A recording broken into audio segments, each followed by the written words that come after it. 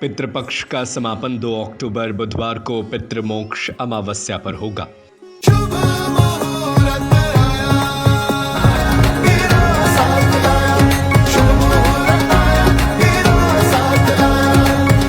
सागर में पितृपक्ष में बीते 14 दिन से शहर की झील के किनारे घाटों पर सुबह जल तर्पण का क्रम जारी है। चकरा घाट, चतुर्भुज, भट्टो घाट, बाबा घाट सहित विभिन्न स्थानों पर लोग अपने पूर्वजों को पंडितों के मार्गदर्शन में जल तर्पण कर रहे हैं। अमावस्या को तर्पण के साथ ही दीपदान का विशेष महत्व रहता है। चकरा घाट पर 29 साल से तर्पण करवा रहे पंडित यशोवर्धन प्रभाकर नारायण चौबे ने बताया कि पितृमोक्ष अमावस्या पर ऐसे सभी लोग तर्पण कर सकते हैं जिनको अपने पूर्वजों की तिथि का ज्ञान नहीं है या फिर अंतिम संस्कार तब भी ना हो सका हो अथवा किसी भी तरह से पूर्वजों को लेकर जानकारी अज्ञात हो, तब भी अमावस्या पर किया गया पिंडदान और तर्पण मोक्षदायिनी माना जाता है। पंडित चौबे ने बताया कि अमावस्या पर कुशाओं की गांठ खोलकर पिट्टों के लिए दही, शहद और पेड़ा का अर्पण किया जाता है। अमावस्या पर गुणाणु दोष होता है, इसलिए मीठे और खट्टे का मिश्रण कागोर निकाली जाती है।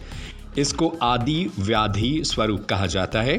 उन्होंने बताया कि अमावस्या पर पितों की विदाई के लिए आटे से घर के बाहर के ओर चरण बनाए जाते हैं।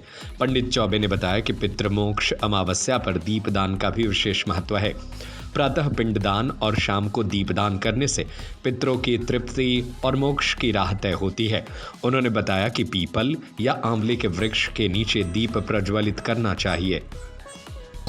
देखिए, गया पितरूपेण तुमेव जनार्दनम ता दृष्टा पुंडिकाक्ष मुच्यते नमः। हे प्रभु, जो गया में पिंडदान करने की महत्वता रहती है वह वर्ष भर में इन महालय आरंभ के दिवसों में प्राप्त होती है। और पितृमोक्ष अमावस्या जो है वह सर्वपैतृ अमावस्या कही गई है। अर्थात जो भी भूले विसरे हमारे पितृ, जिनकी हमें तिथियाँ ज्ञान नहीं है, जिनकी हम शरीर की क्रिया को नहीं कर पाए, ऐसे समस्त जातक और उनके अलावा जो भी हैं उनके लिए यथा योग्य इस दिन प्रातःकाल ब्रह्म मुहूर्त से लेकर सायंकाल तक 12 घंटे का समय मिलता है।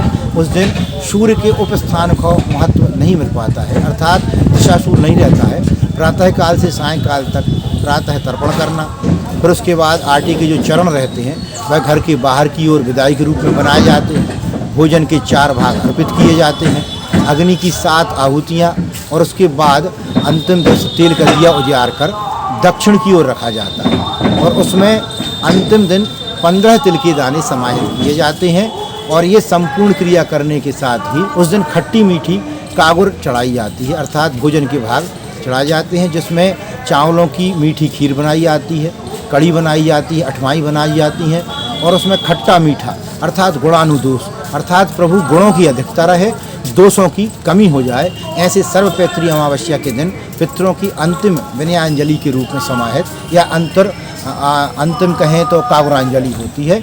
और जो मनयोग से भादों के शुक्ल पक्ष की पूर्णिमा में उस साधक ने संकल्प लिया था, वह इस आश्विन मास के कृष्ण पक्ष की अमावस्या पर पितरों की दिव्य विदाई के द्वारा उसके द्वारा किए गए कृतज्ञता को भावपूर्ण रूप में समाहित कर हुतासन गच्छ गच्छ एतानी मम पितृ देवचंद्र लोक समाहिते नमः के नाम से प्रणाम कर पूर्ण किया है। चकरा घाट पर भी आपके द्वारा कार्यक्रम करवाया जाता है, तो कैसे लोग इसमें भाग ले सकते हैं, कैसे आके?